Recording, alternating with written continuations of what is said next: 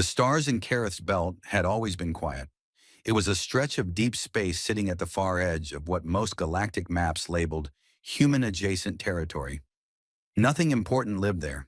A few cold rocks, some gas clouds that glowed faintly in the dark, and silence.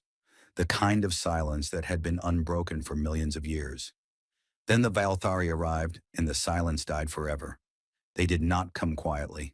Nothing about the Valthari was quiet. Their ships dropped out of faster-than-light travel in a wave, one after another, like enormous black stones falling into still water. The space around Kerith's belt shuddered. Sensor arrays across 3 star systems lit up with warnings. Communications networks across the Galactic Council crackled and buzzed as automated systems tried to process what they were seeing and failed. There were 7 of them. 7 ascendant arcs. Each one was the size of a small moon. They moved slowly, to deliberately, the way something moves when it has no reason to hurry. Their hulls were wrapped in a shimmering energy field that absorbed light and bent it, making the ships look like holes cut into the fabric of space itself. When they positioned themselves in a wide arc above the plane of the belt, they blocked out 3 stars between them. Darkness spread across the sensor readings like ink. The message came 4 minutes after their arrival. It was transmitted on every known frequency, in every documented language spoken by any species in the galaxy. The translation was perfect in all of them. Whoever had sent it had taken the time to make sure every living thing that received it would understand every word. It said, "We are the Valthari. We were ancient before your suns ignited. We were great before your worlds cooled. We have walked the stars for 40,000 years, and we have seen everything that lives and everything that dies. We are the beginning, and we are the end. And we are what you have always called gods, because that is what we are. Kneel before us and you will be preserved. You will be cataloged, protected, and allowed to continue in your small lives under our grace. Resist us and you will be erased. Not defeated, not conquered, erased. You have 48 hours to transmit your formal surrender. We will wait." Then the message ended and the silence came back. But it was a different kind of silence now, a heavier one. When the Galactic Council chamber on Station Veyrath 9 had never been louder. 31 species were represented in that chamber, and all of them were speaking at once. The Dorathi, whose 4 arms each moved independently when they were frightened, were a blur of motion. The tall, thin Kaylee were pressed into the back corners of their seats, their wide yellow eyes fixed on the transmission data scrolling across the central display. The Sin, small and gray-skinned, with fingers like wire, each were pulling up historical records and projecting them into the air above their section of the chamber, filling the room with old images that nobody wanted to see. Images of dead worlds. Because the Valthari had been here before, not recently and not here exactly, but they had passed through this part of the galaxy 12,000 years ago. They had left a record, though not an intentional one. The record was the absence of civilizations that had once existed.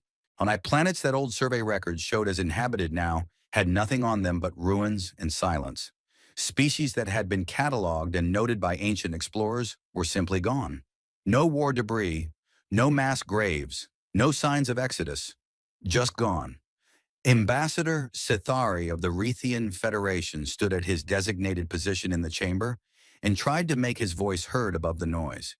He was a tall reptilian being, covered in dark green scales with pale yellow markings along his neck. He had served as a diplomat for 31 years.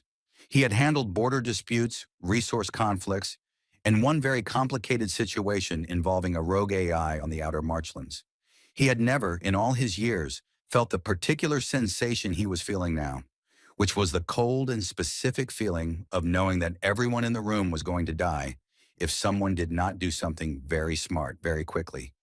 He finally got the chamber to quiet down by activating his floor panel 3 times in rapid succession, which triggered the formal call to order tone. "We have 48 hours, he said when the room was still. "Arguing is not a use of that time. We need to decide collectively whether we are submitting or requesting extended negotiation terms.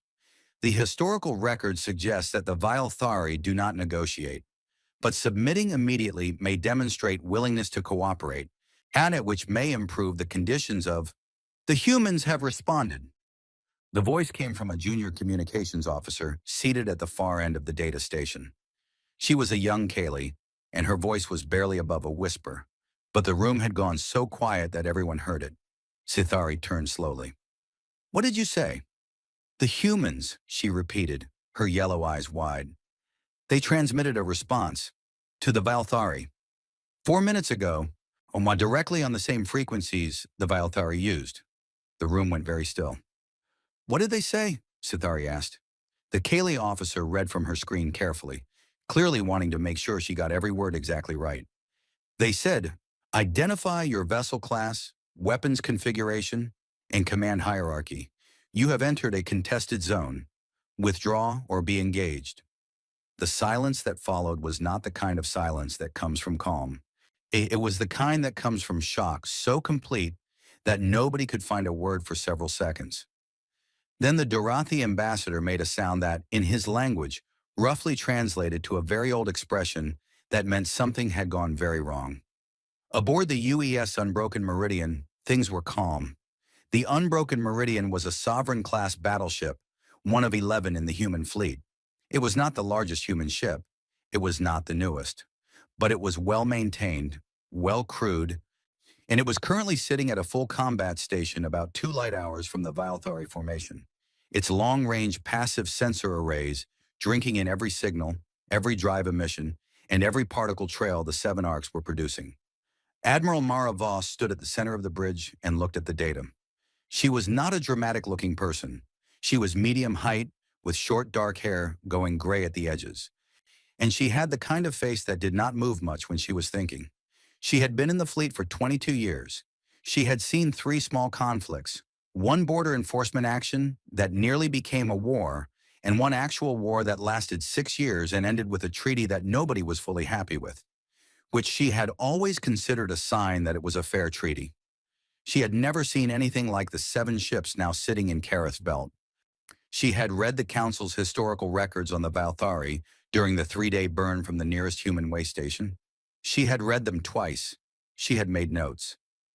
Now she looked at the data streams from her passive arrays and she made more notes. "They're not scanning us aggressively," said Lieutenant Commander Priya Anand, her sensor chief from the station to Voss's left. "They're not scanning much of anything. They dropped in, positioned, and transmitted. And that's it." "They don't think they need to scan," Voss said. "Why would they? Everyone's always surrendered before. Command is asking us to pull back to the threshold line," said her communications officer, Ensign Dale. He was young and he was doing a very good job of keeping his voice level. "Galactic Council has requested that we refrain from any transmissions that could be interpreted as provocative." "Noted," said Voss. "Should I transmit acknowledgement to command?" "Transmit acknowledgement to command," she said. "Don't move the ship." Ensign Dale processed that for a moment. "Admiral, that's 2 different things," Voss said, not unkindly. "We can acknowledge the order and continue gathering data. We haven't moved to engage. We've asked them to identify themselves. That's standard contact protocol. We're following procedure." She looked back at her screens. The Valthari ships were enormous. On the visual display, the sensor-rendered image showed them as vast dark shapes hanging in space, almost beautiful in the way that very dangerous things sometimes were. She did not find them frightening. She found them interesting. On the lead Valthari arc, Eternity's Throne, the Supreme Archon Velsharath read the human transmission and experienced something he had not experienced in a very long time. He was ancient, even by Valthari standards. His body was the shape of a large insect. Way if insects could grow to the size of a ground vehicle and wrap themselves in living armor grown from their own biology over centuries. His 4 eyes, each a deep and luminous amber, had seen the rise and fall of civilizations the way a human might watch seasons change. He moved slowly. He spoke slowly. He had not been in any hurry for roughly 8,000 years. He read the human message a second time. "Identify your vessel class, weapons configuration, and command hierarchy. Hana, you have entered a contested zone. Withdraw or be engaged." Around him in the high conclave chamber, 6 other senior Valthari stood or sat in their preferred positions. They were all watching him, waiting for his response to the message. After a very long moment, Velsharath made a sound. It took the others a moment to realize it was laughter. He was laughing. "Pull the records on this species," he said, when the laughter had settled. "The ones who sent this message." An attendant moved to the archive systems. The search took longer than expected because the Valthari archive was 40,000 years deep, and the species in question was barely listed. The attendant had to search by location rather than name, triangulating from the signal's point of origin. The file that came back was thin, embarrassingly thin. A few survey entries from roughly 600 years ago, noting the presence of a young bipedal species on a single world in an unremarkable star system. Recent updates showed they had colonized several nearby systems and developed functional faster-than-light travel approximately 400 years ago. 400 years. The Valthari had been traveling the stars for 40,000. "Dispatch the chastening fleet," Velsharath said, his tone returning to its usual slow and settled patience. "Not the primary wings. The third rotation will do. This is a correction, not a campaign. Let them learn what they are before we proceed with the Council's surrender processing." He set the human message down and turned to look out at the stars through the great viewport of Eternity's throne. He did not think about the humans again. Sithari arrived at the unbroken meridian via a small diplomatic shuttle that the human crew brought in through a side bay with quiet efficiency. And a young officer in a clean uniform met him at the docking collar, offered him water and a translation module, and walked him through corridors that were busier than he had expected, but not panicked. That was the first thing that struck him. No panic. He had just come from a council chamber where 31 species were in various states of open despair. Here, people were moving with purpose, speaking in short sentences, checking screens, and moving on to the next thing. A few of them glanced at him with curiosity, but most did not. They had work to do. He was brought to a room with a long table and a view of the stars outside, and Admiral Voss came in 2 minutes later with a cup of something hot in her hand and a data tablet under her arm. She sat down across from him, set the tablet on the table, and said, "Ambassador, thank you for making the trip. What can I do for you?" Sethari had prepared a careful speech.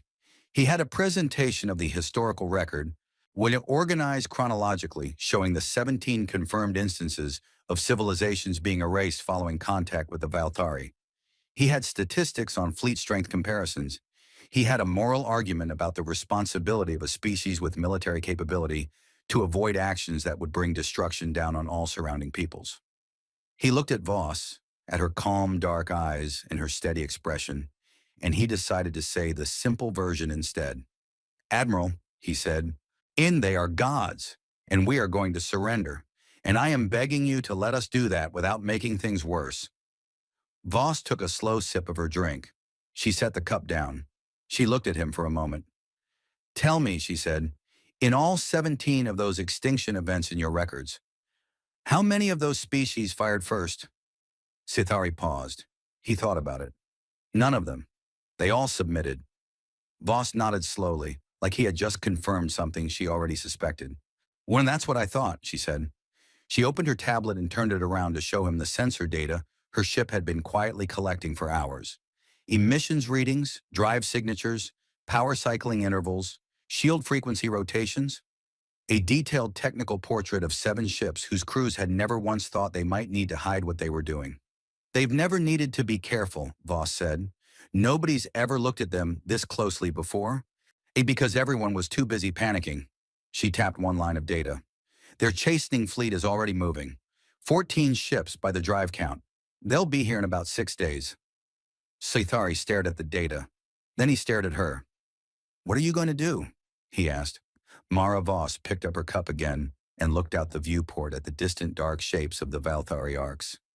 "Study," she said simply. 6 days was not a lot of time. But Mara Voss had always believed that what you did with time mattered more than how much of it you had. She had learned this lesson the hard way, years ago in a different conflict, when she had wasted 3 days waiting for orders that never came and almost lost her ship because of it. She had never waited for orders like that again. So while the Galactic Council debated and the 14 ships of the Valthari chastening fleet moved steadily through deep space toward Kareth's belt, with the unbroken meridian worked, the ship's passive sensor arrays never stopped running. They drank in every signal the approaching fleet produced, every drive pulse, every heat signature, every micro-emission from weapon systems warming up or cooling down. The Meridian's two senior sensor officers worked in 8-hour rotations so that the analysis never paused. Lieutenant Commander Annan built a detailed model of each of the 14 ships. She cataloged their sizes, their energy outputs, and their formation patterns. She noted which ships held position well and which ones drifted slightly, suggesting older navigation systems or undertrained crews. She noted intervals, how long each ship's drive cut out between pulses, how long their shield systems took between frequency rotations. She brought all of it to Admiral Voss every 12 hours, and Voss read every word. Ambassador Cethari watched this process from a respectful distance, mostly because he had nowhere else to go. And the council had quietly asked him to remain aboard the Meridian as an observer, which Cethari suspected was mostly because the council didn't want him in the chamber asking difficult questions while they finalized their surrender paperwork. He was given a small room with a working terminal and access to the ship's common areas, and he spent most of his time moving between those spaces and watching the humans work. It bothered him, not in a bad way. It bothered him the way something bothers you when you can't quite name it. On the third day of the chastening fleet's approach, he found Admiral Voss in the ship's small observation lounge late in the ship's night cycle, when most of the crew had rotated off duty. She was sitting at a table with 3 data tablets spread in front of her, a half-eaten meal pushed to one side, and a cup of cold coffee that she had clearly forgotten about. Cethari sat down across from her without being invited, one because he had decided that waiting to be invited was a luxury he no longer had. "You have been reading the historical records I brought," he said. It wasn't a question. He had seen her pull them up twice during their briefings. "I've read them 4 times, she said without looking up from the tablet. "And?" She looked up then. "Pull a chair over. I want to show you something." He pulled the chair closer. She turned one of the tablets around and showed him a timeline. It was a simple visual. Horizontal lines representing each of the 17 civilizations that had been erased following Valtari contact, plotted against the dates of their surrender transmissions and the dates they disappeared. "Look at the gaps," she said. He looked. In every case, there was a period between the surrender transmission and the disappearance of the civilization.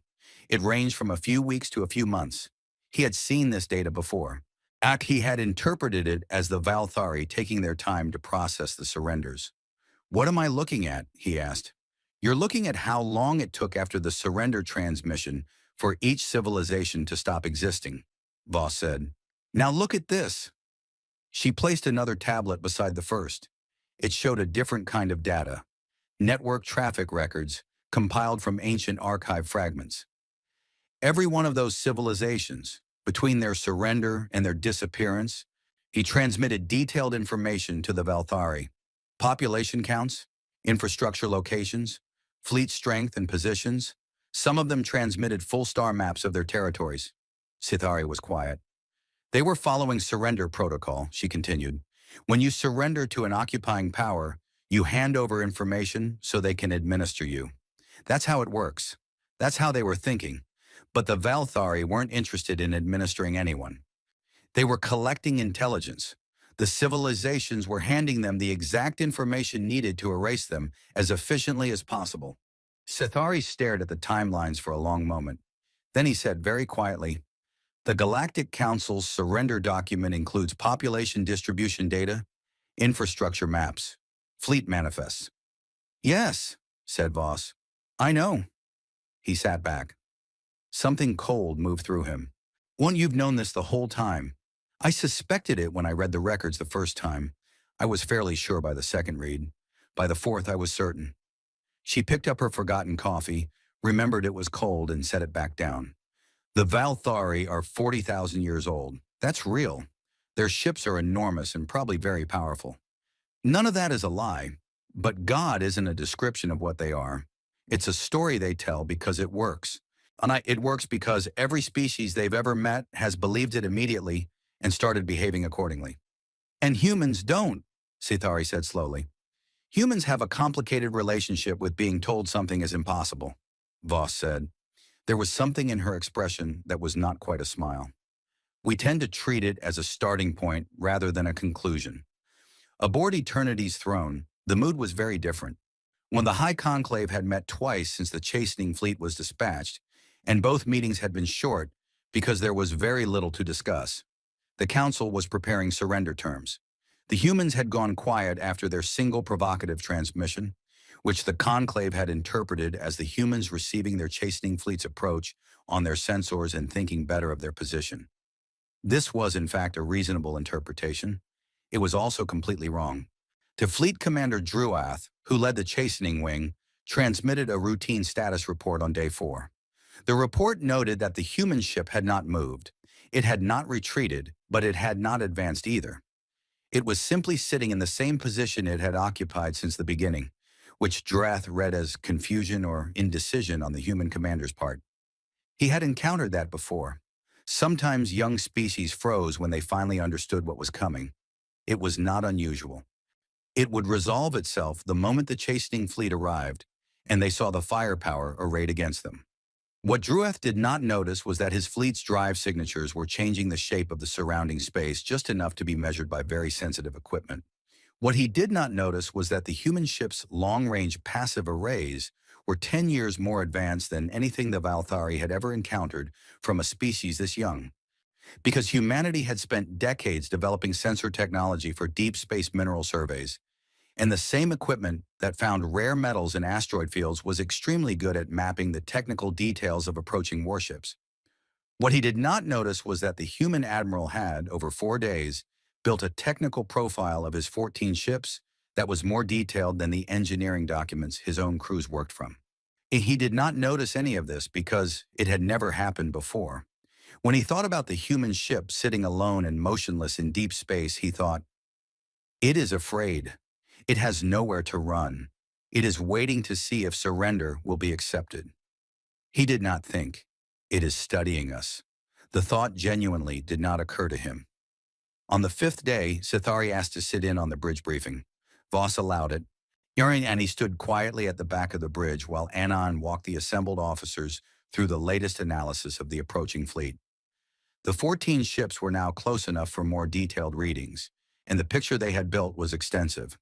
Ship 7 has an irregular thruster signature on the port side, Anand said, highlighting the relevant data on the main display. Drive plasma venting on the lower array. It's not severe enough to ground the ship, but it's been consistent for 3 days, which means it's a known issue they haven't fixed. Probably because they didn't think this deployment warranted a repair stop. In an engagement, that ship is going to have limited mobility options turning to port. Ship 3 and Ship 11 are running synchronized shield rotations, said Ensign Barath from the tactical station. He was young, barely 2 years out of the academy, but he had been thorough. They're probably assigned to each other as a support pair. If one is targeted, the other will move to cover. We can use that predictability. Ship 1 is the command vessel, Anan continued. Drive output is higher than the others, better maintained. Shield cycle faster. Weapons arrays show higher power allocation. If the commander's worth anything, that's where they'll be coordinating from. Voss stood with her hands loosely behind her back and listened to all of it. When Anan finished, Voss asked 3 questions about power recovery times and got 3 precise answers. Then she turned to look at the tactical display, which showed the positions of all 14 approaching ships laid out in a clean formation. They're flying the same formation they've probably flown for thousands of years, she said. Same approach vector, same spacing.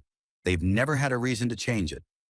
They don't know we're mapping them, Annan said. They can't imagine we are, Voss replied. Oh no, that's not the same thing. Sithari, watching from the back, found that he had unclenched his hands without noticing. He looked down at his open palms, then back up at the main display. 14 massive warships, 1 human battleship. The math was catastrophically simple.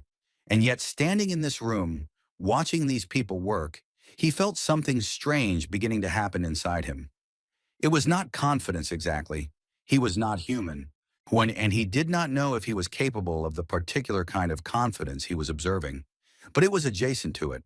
It was the feeling of standing next to someone who had thought about a problem much harder than you had, and finding that the problem had, in the process, become a different shape than you thought. After the briefing, as the officers filed out, Saithari moved to stand beside Voss at the tactical display. Tomorrow, he said. It was not quite a question. Tomorrow, she confirmed. You're keeping the ship here. One ship against 14. 14 ships that haven't fought a real engagement in centuries, Voss said. 14 ships whose crews have spent their careers watching species surrender without a shot fired. 14 ships whose commanders have never had to adapt mid-engagement because every engagement they've ever been in ended before it could become an engagement. She looked at him directly.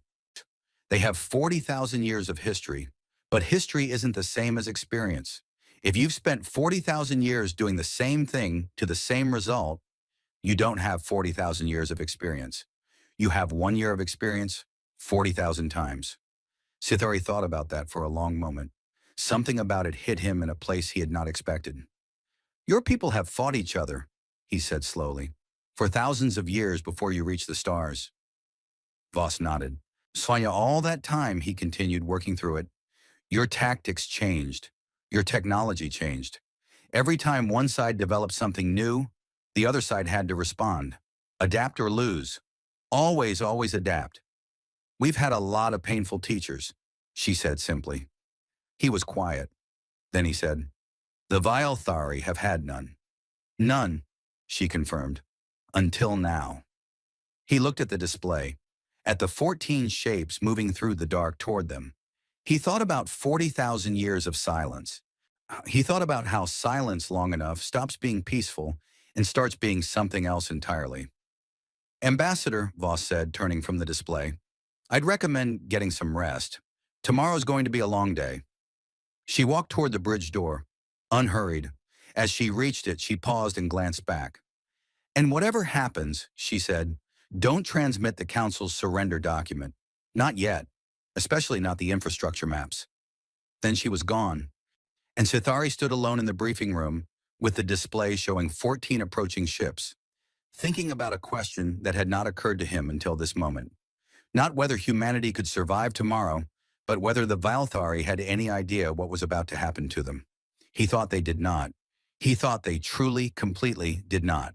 The chastening fleet arrived at dawn by ship's clock. There was no actual dawn in deep space, of course, but the unbroken meridian ran on a 24-hour cycle because human bodies needed rhythm, and the crew had come on shift at 0600, just as they always did. They ate breakfast. They checked their stations. They ran diagnostics that had already been run twice the night before. They talked in low voices and drank coffee and did all the ordinary things people do when they are waiting for something that is not ordinary at all. However, Voss arrived on the bridge at 0610 with a fresh cup of coffee and a calm expression. She sat in her command chair, pulled up the tactical display, and looked at the 14 incoming drive signatures that had grown from distant specks into something much more defined over the past 12 hours. Range, she asked. 40,000 kilometers in closing, Annan said. They'll be in standard engagement range in approximately 11 minutes. Weapons? Ready, said Barath from Tactical. Railgun batteries 1 through 6 are hot. Missile bays are loaded. Point defense is on automatic. Our shields? Full power. All bands rotating on the new intervals you approved. Voss nodded. She had changed the Meridian's shield rotation intervals 2 days ago, setting them to a pattern that was non-standard and irregular. The Vilethari would not have data on it. They would have to spend time learning to target through it, and time today was a resource she intended to control. Sithari stood at the back of the bridge, near the wall where he was out of the way. He had not slept well. He was fairly sure he looked like he had not slept well. One of the junior crew members had quietly brought him something to eat that morning, and he had eaten it without tasting any of it. Now he watched the display and watched Voss and tried to understand what calm felt like from the inside. The chastening fleet came out of their final approach burn and arranged themselves in a wide forward arc. Their formation was practiced and precise, the same formation they used in every chastening engagement because it had always worked, because the target was always still and waiting to surrender by the time they arrived. Fleet Commander Druath looked at his display and saw the single human ship sitting exactly where it had sat for 6 days. It had not moved. It had not retreated. It was simply there, alone, in the middle of empty space. Dreth studied it for a moment. It was smaller than he expected for a military vessel of a species attempting resistance. Long and narrow, built in layers with clearly visible weapons arrays and a sensor cluster at the forward end that was larger than seemed reasonable. It was not an impressive-looking ship. It was not threatening. It was, by any measure he knew, outnumbered and outmatched 14-1. He activated the chastening transmission, a ritual sequence his fleet had used for centuries, ancient words carried forward from the earliest days of the Valthari Dominion's expansion. His voice went out across all frequencies. You are addressed by the chastening fleet of the Valthari Dominion, voice of the Archons, will of eternity. You stand before the chosen of the universe, the first and the final civilization. Your defiance has been noted and your correction is at hand. Submit now. To transmit acknowledgement of surrender, and the Archon's mercy will be extended to your people. This is the last word you will receive before correction begins. There was a pause of perhaps 4 seconds. Then the response came back. It was a single human voice. Female. Calm, not loud. Fleet Commander, this is Admiral Mara Voss of the United Earthship Unbroken Meridian. We've been watching your drive signatures for 6 days. We know your recharge intervals. When we know your shield rotation frequencies, we know which of your 14 ships has a faulty port thruster because it's been venting plasma since you dropped out of FTL. We know your command ship is Vessel 1 by power output and response latency. We've been waiting for you to fire first so the record is clean. Whenever you're ready. Druth stared at the communications panel. Then, because the words did not entirely make sense to him in any framework he understood, he ordered his fleet to fire. 14 targeting systems locked onto the position of the unbroken meridian. 14 weapons batteries discharged simultaneously, because coordination on the opening salvo was a standard part of the chastening protocol. It was a display of power. The intention was not necessarily to destroy the target immediately, but to demonstrate the absolute futility of resistance. A wall of energy and kinetic force descending all at once. Overwhelming, inescapable. Except the unbroken meridian was not there anymore. It had moved in the 3-second window between Voss's transmission ending and the weapons firing. Not far, barely 12 kilometers, which in the scale of space was almost nothing. But 12 kilometers in the specific direction that Voss's analysis of the Valthari targeting pattern had predicted, based on 6 days of observing how their targeting arrays adjusted and led moving targets. The salvo hit empty space. The energy dissipated. The kinetic rounds tumbled off into the dark. Druth stared at his display. The human ship had moved. He processed this information. He ordered the targeting systems to reacquire. The unbroken Meridian's first railgun salvo hit Ship 7, the one with the damaged port thruster, in the starboard engine cluster. Railgun rounds at full velocity were simple things, just dense metal moving very fast. But simple things did not need to be complicated to be effective. Once Ship 7's engine cluster failed, the ship began to drift, slowly, port side, its damaged thruster the only one still firing at any useful level, pushing the vessel into an increasingly uncontrolled arc. Ship 11, which was Ship 7's assigned support partner, did exactly what Voss's tactical model predicted. It broke formation and moved to intercept, placing itself between Ship 7 and the Meridian to provide cover. The Meridian fired 3 missiles at the gap that Ship 11 had just left in the formation. The gap was exactly where the analysis said it would be. The missiles were already moving before Ship 11 had finished relocating. 2 of the 3 missiles hit Ship 4, which had been behind Ship 11 and was now exposed. Ship 4's shields managed the first impact but failed partway through the second, and the 3rd missile hit hull directly. The explosion was significant. Ship 4 went dark. On the Meridian's bridge, nobody cheered. There was no time for cheering. Barath was already calling out the next targeting solution. Annan was tracking the formation's response, feeding updates to the tactical model in real time. Voss was watching everything and thinking about the next 3 moves simultaneously. The way you do when you have spent 6 days building a map of exactly this situation, and now you are walking through it with the map in your hand. Druth had been in the chastening fleet for 200 years. He had participated in 31 chastening engagements. In all 31, the protocol had been the same. Arrive, transmit, Fire if necessary, except surrender. The firing had almost never been necessary. When it was over quickly, because nothing had ever been prepared to respond to it. He had not been prepared for this. The human ship moved constantly. It did not move in random directions. When it moved in specific directions at specific moments, as if it somehow knew where the incoming fire was going to be before the fire was there. Drath's targeting officers were working as fast as they could, but every time they achieved a solid lock, the target shifted just enough. Not far, just enough. And every time the Meridian fired, it fired at something real. Ship 3 was hit in the power relay section. Its shields collapsed, and it went to emergency systems, one which cut its weapons offline while the crew rerouted power.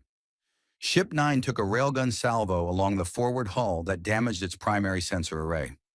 Now Ship 9 was effectively firing half-blind, its targeting dependent on data relayed from other ships, adding a lag to everything it did. Drath ordered his formation to collapse inward, concentrating fire. Standard response to a maneuvering target. If the target could not avoid the entire formation simultaneously by moving, sooner the targeting problem would simplify. The Meridian responded by moving toward the gap in the formation created by the disabled Ship 7 and the now repositioned Ship 11. It moved through the gap, briefly surrounded on partial sides, its point defense systems firing constantly to handle the incoming missiles. Its own weapons firing continuously. From inside the formation, the attack angles were harder. The Vilthari ships were now firing at each other's general direction, having to account for their own allies in the targeting solutions. Two ships briefly ceased fire rather than risk hitting a formation partner. Druth realized with a cold and very unfamiliar feeling that the human commander had maneuvered him into this, that the human commander had somehow predicted he would collapse the formation and had prepared a response to that response in advance. He had never had to think more than one step ahead before. He did not know how to think 4 steps ahead, and he did not know that was something you needed to learn. 40 minutes after the first shot was fired, 9 of the 14 Vilthari warships were unable to fight effectively. 3 were disabled by direct damage to propulsion or power systems. 2 had suffered shield failures and were now managing casualties from hull breaches. 1 had lost its primary command relay and was operating on backup systems with reduced coordination. 3 more had damaged weapon systems, was still maneuvering but largely unable to contribute offensive fire. Ship 4 was destroyed. Ship 12, which had moved to assist Ship 4 and positioned itself badly, had been caught by a missile salvo in its most exposed quadrant and had broken apart. The crew of Ship 12 had had time to reach escape pods. Voss had noted this and had not targeted the escape pods. 2 ships had broken formation entirely and were retreating, burning hard in the direction they had come from. Drath, aboard the command ship, had not ordered the retreat. They had simply gone. He stared at his display. The human ship was still moving, still firing, still exactly where his models said it shouldn't be able to be. Its shields had taken real damage. He could see the energy fluctuations. It was not invulnerable. It was not magically protected. Whatever it was doing through preparation and movement and an understanding of his fleet's behavior that felt to Druath deeply wrong. As if the human commander had read his mind. She hadn't read his mind. She had read his data. But to Druath, who had never been studied before, the difference was invisible. He transmitted a hold order to his remaining ships. He sat in the silence of his command chamber and did something he had not done in 200 years of service. He thought about losing. Aboard Eternity's throne, the High Conclave had been watching the battlefield since the first minute. Nobody spoke, and the chamber was very still.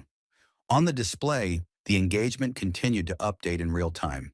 The positions of the ships, the energy signatures, the damage reports coming in from the chastening fleet.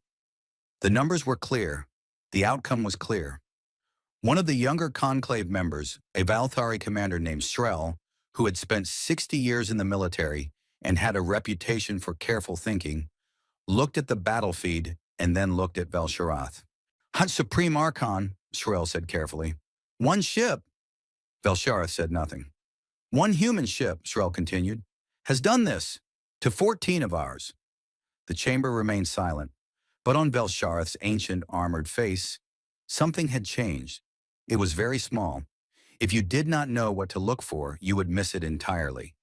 It was the look of a being who has just encountered something it cannot explain. In 40,000 years, Velshareth had encountered very few things he could not explain. He had always found the experience uncomfortable. He found it very uncomfortable now. He watched the display as the two retreating Valthari ships burned away from the engagement zone, and he watched the single human battleship turn in space and take up a steady, unhurried position in the middle of the debris field it had created. It was not chasing the retreating ships. It was not firing on the escape pods. It was not broadcasting victory or demands. It was simply sitting there, waiting. Velshareth had spent 40,000 years being the thing that other beings feared. He looked at the display, at the small human ship holding steady in the wreckage of his chastening fleet, and he felt something enter his chest that he did not have a name for. Somewhere in a species he had not bothered to look up until a week ago, there was a word for it. They called it fear, and the name, when they gave it, on it was very accurate. The battle recording ran for 43 minutes and 17 seconds. The Galactic Council had received the live feed through a relay beacon that the Unbroken Meridian had positioned and activated without announcement 2 days before the engagement. It had transmitted everything, not just the weapons fire and ship positions, but the full sensor overlay, the tactical model updates, and the audio from the open communication channels. Every ambassador in the council chamber had watched the entire thing in real time, and now 3 hours later, they were watching it again. Nobody had suggested stopping the playback. The Dorathi ambassador sat perfectly still, all four arms flat on his desk, which was the Dorathi posture of deep shock. The Kaylee group had not moved from their seats. The Sin, who were usually the most vocal species in the chamber, had not said a word since the recording began its second run. Sathari was not in the chamber. Sathari was still on the Unbroken Meridian, standing at the viewport in the observation lounge, looking at the debris field that had been 14 warships. He had been standing there for 2 hours. He was not thinking about the battle specifically.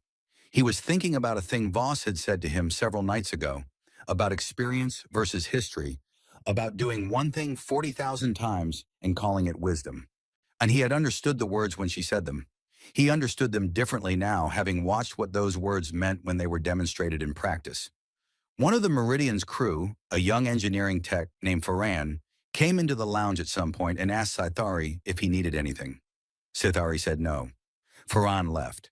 Then Sathari called him back and asked for water because he realized his throat was dry, which was what happened to Rethians when they spent a long time in a state of suspended disbelief.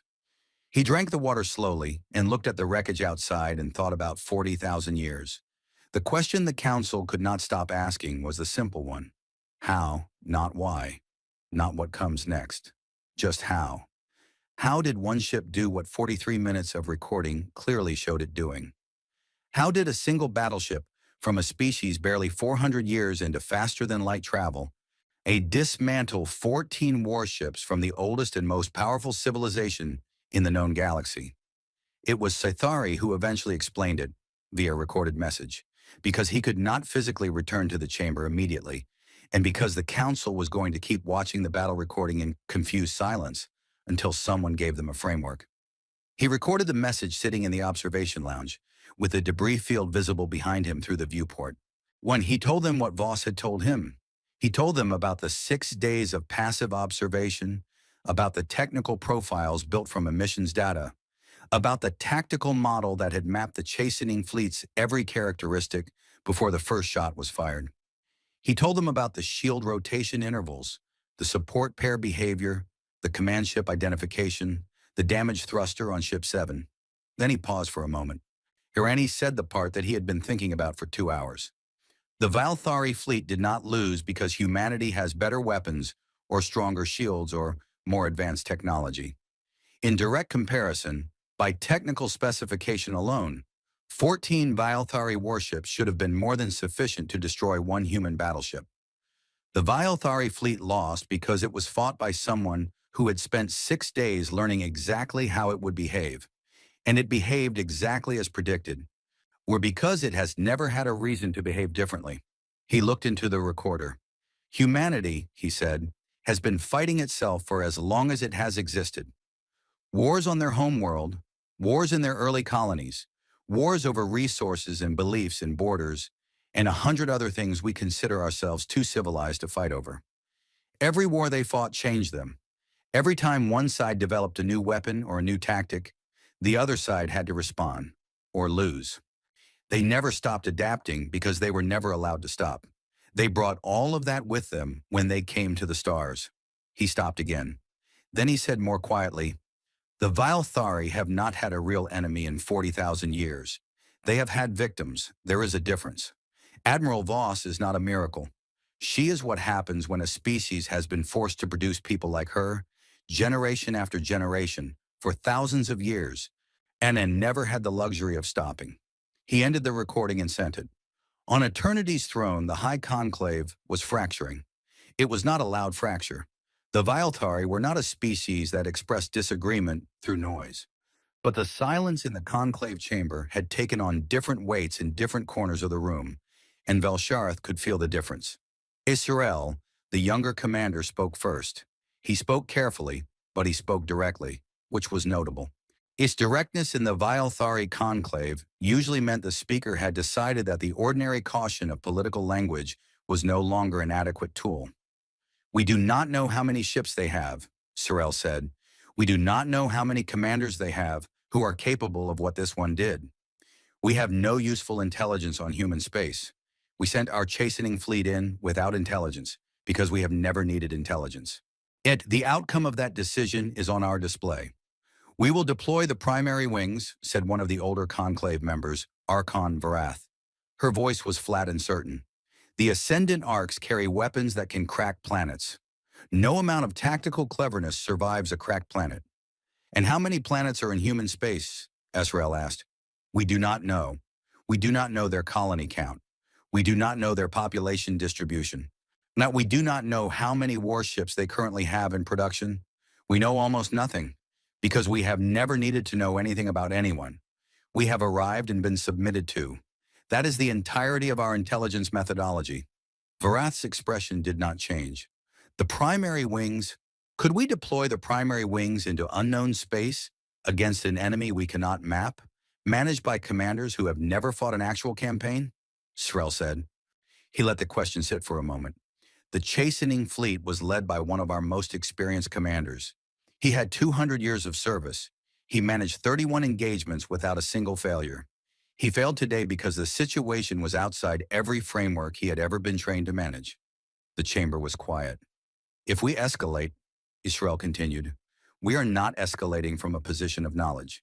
We are escalating from a position of wounded pride. And we will be doing it against a species that, by the evidence before us, is significantly more prepared to fight a real war than we are."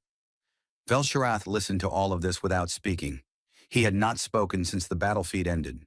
The others had been speaking around him, waiting for his word, but he had given none. He was thinking.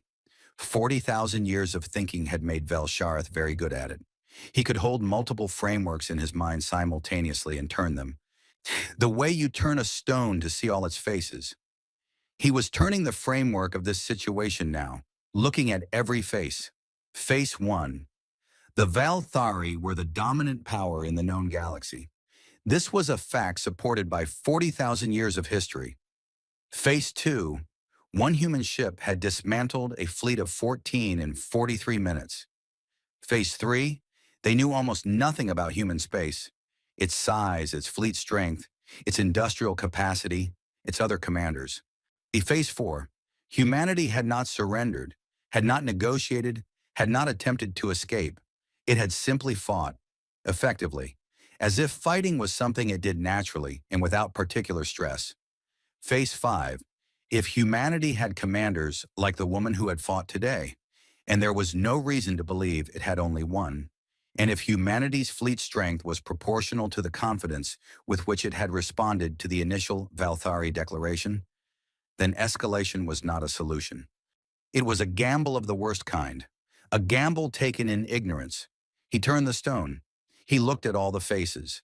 Then slowly he spoke. "Suspend the deployment order for the primary wings," he said. "Open intelligence reviews on human territorial space. I want population models, fleet estimates, and industrial capacity projections by whatever means available. Varath turned to look at him. Supreme Archon, at our authority, will mean nothing if we commit it fully to a campaign we cannot map and cannot win, Velsherath said. His voice was quiet. It was always quiet. But it had a quality that made other Valthari stop moving when they heard it. I have not survived 40,000 years by refusing to update my understanding when facts demanded it. The facts are demanding it now. He looked at the display, where the debris field and the single unmoving human ship were still visible. With this species, he said very slowly, is not what we thought they were. Voss, unaware of the conclave's internal arguments, spent the hours after the engagement doing the things that needed doing. She walked the bridge and spoke to each officer personally. She visited the medical bay, where 11 crew members had been injured during the engagement, mostly from impact jolts when the ship's maneuvering systems pushed hard limits. Nothing fatal. She sat with the two who were worst off for a few minutes each and talked with them about ordinary things. She had found over the years that ordinary conversation was more useful than formal encouragement after a hard day. Encouragement implied things had been frightening. Ordinary conversation treated them as normal, which was a better thing to believe.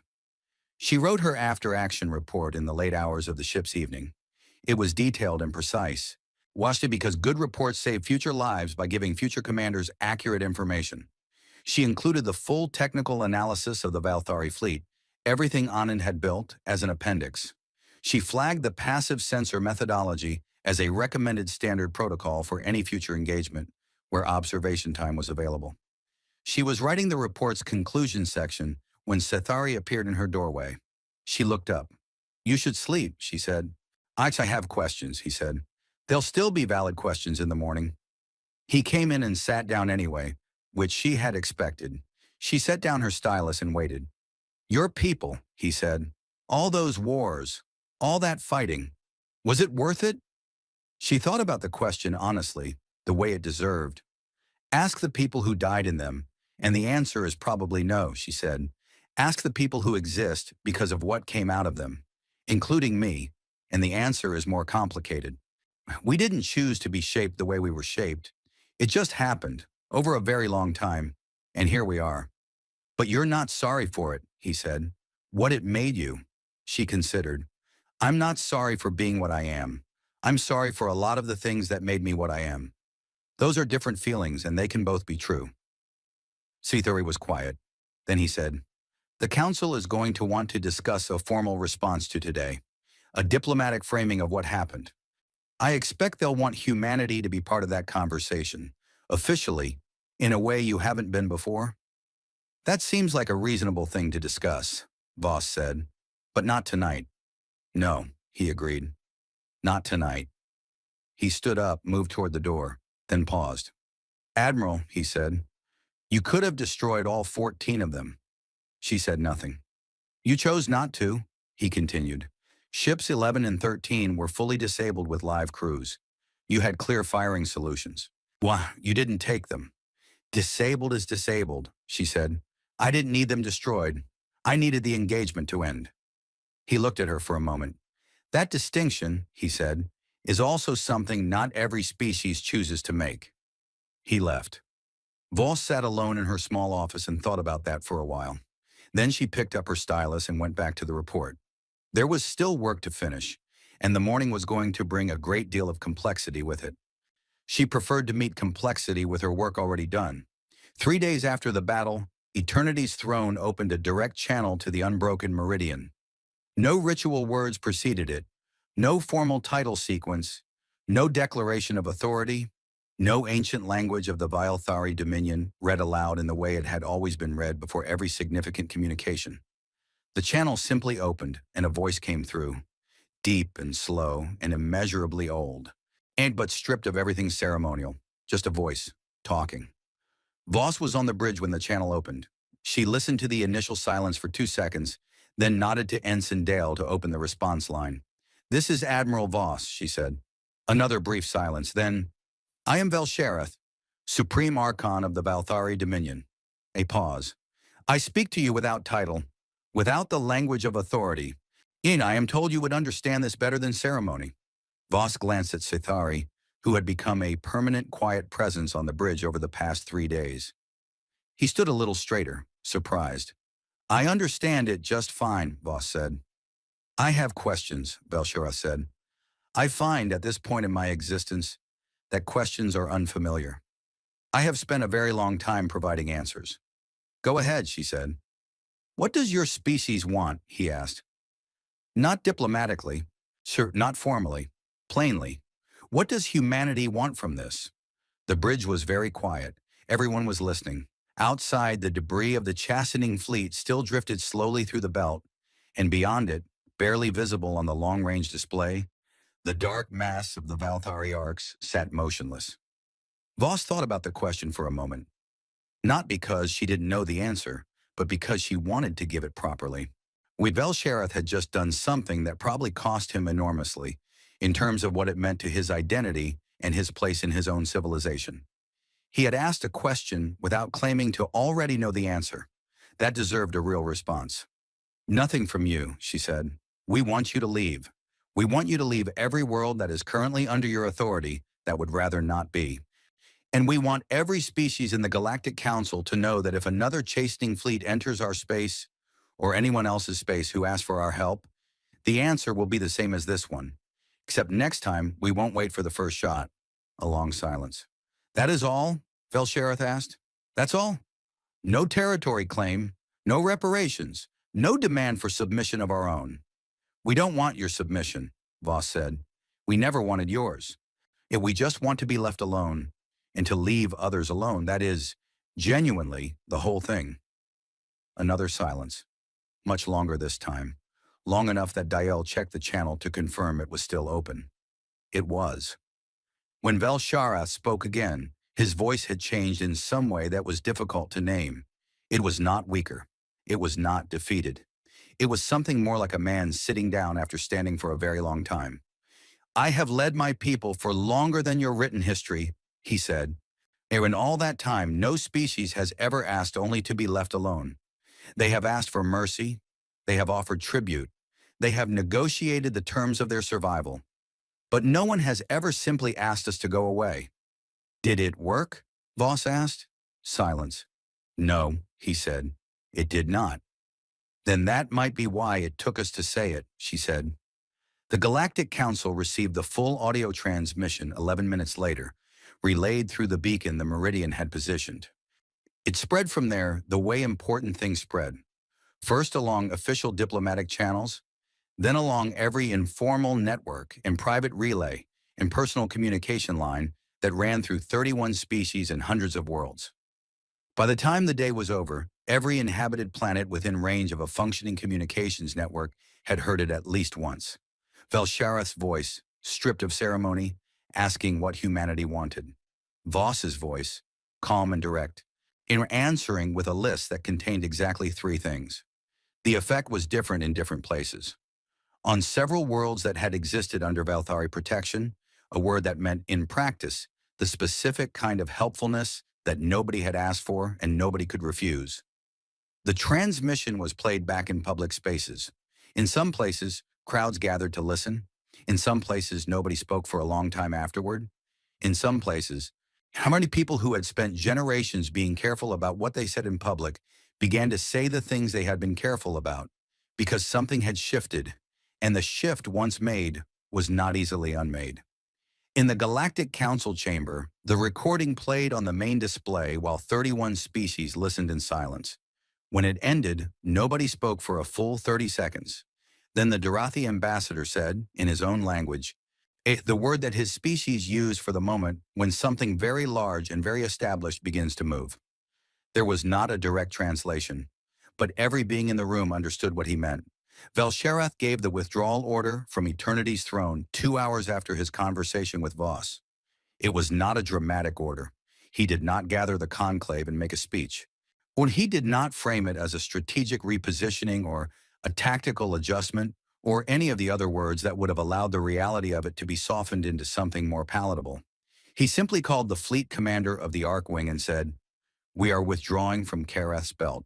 Prepare the fleet for FTL departure." The fleet commander, a careful being who had served Velshareth long enough to read his moods accurately, asked no questions.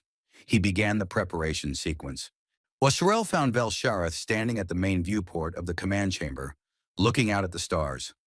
Sorel came and stood beside him, which was the Vilthari way of indicating you were available to speak if the other person wanted to, but were not demanding it. For a long time, neither of them said anything. Then Velshareth said, I have been thinking about the civilizations we erased. Sorel said nothing. I did not think about them as civilizations, Velshareth continued. I thought about them as incomplete things, things that had not yet learned their place. We were helping the galaxy, I believed, ordering it, making it function correctly. He paused. I believed this because no one had ever told me otherwise, in a way that I was required to take seriously. The humans told you otherwise, Sorel said carefully. The humans told me otherwise in a language I could not dismiss. He looked at the stars. Force is a language, Sorel. I understand it. I respect it in the way that I respect anything that is real and cannot be argued away. What will you do? Sorel asked. Velshareth was quiet for a moment. I will change the chastening doctrine. Formally, from the law of the Dominion, we will not chastise again. He paused. I will also begin a review of our current protectorates. Those who wish to renegotiate their status, that conversation will now be available to them. The Conclave will not accept all of this easily, Sorel said. No, Velshareth agreed. They will not. But I am 40,000 years old and I have a great deal of patience for difficult conversations. He glanced at Esrael. And I am newly persuaded that refusing to update one's understanding when facts demand it is not wisdom. It is simply a choice to remain wrong. Outside, through the viewport, the first of the ascendant arcs began its slow turn, preparing for FTL. It moved with the same vast, unhurried certainty it had always moved with. But something was different now, something internal, something that did not show in the movement of the ship but lived inside the beings aboard it. A question had been asked, and it could not be unasked. A question that started with, what if we have been wrong? That question, once genuinely asked, has a way of not stopping. Sithari watched the Valthari arcs prepare to leave from the observation lounge of the Unbroken Meridian. He had been in this lounge a great deal recently, and had a good viewport, and he had found over the past several days that he needed to look at things rather than at data screens. Data screens showed you information. Viewports showed you reality, and right now reality was what he needed to look at. He heard footsteps and turned. Voss came in carrying 2 cups. She handed him one without asking and stood beside him at the viewport. Coffee, she said, or as close as our galley gets to it. We've been on station long enough that supplies are getting creative. He took the cup. It was warm, which was the important part. They stood together and watched the enormous dark shapes of the Valthari fleet begin their departure. One by one, the arcs aligned for their FTL jumps. One by one, they disappeared into the brightness of transition, leaving nothing behind but the fading light of their drive signatures. The last one went. The belt was empty again, except for the debris, and the meridian, and the slow turning of distant stars. It's over, Sithari said. He was testing the words, seeing how they felt. This part is, Voss said. He understood what she meant. The conversation that had begun here was not over. Across the council, things were moving. Species that had been quiet for a long time were finding their voices. Planets that had accepted terms they had not wanted were beginning to question whether those terms were still the only option. In the Valthari withdrawal was real, but what came after it, the renegotiation, the restructuring, the long and complicated process of a galaxy realigning itself, that would take years, maybe decades. But it had started. Here, with one transmission and one battle and one conversation on an open channel. I want to ask you something, Sithari said, and I want you to answer honestly. I'll do my best, Voss said. When the chastening fleet arrived, he said, when you were sitting here, in one ship, knowing what was coming, were you afraid? She thought about it. She looked at the empty space where the Valthari fleet had been. Yes, she said. 14 warships. Any one of them probably outweighed us in raw firepower. Of course I was afraid. Sithari looked at her. You didn't seem afraid. Fear isn't something you show when you're working, she said. It's information. It tells you something needs solving. So you take the fear and you turn it into a problem. And then you solve the problem. She took a sip from her cup. We've been doing that as a species for a long time. It's probably the one thing we're actually best at. Sithari held his cup and thought about that. He thought about humanity's long history of making problems out of fear and then solving them. He thought about the long, painful, expensive, wasteful, relentless process that had produced someone like Mara Voss. He thought about all the cost of it, on all the generations of conflict and loss that had gone into shaping a species that responded to a God claim by asking for weapon specs. He thought about whether it was worth it. He decided that the answer depended entirely on which day you were asking the question. Today, standing in a lounge on a human warship, watching the last traces of the Vilthari fleet fade from the sensors, with 31 species beginning, slowly and carefully, to breathe differently.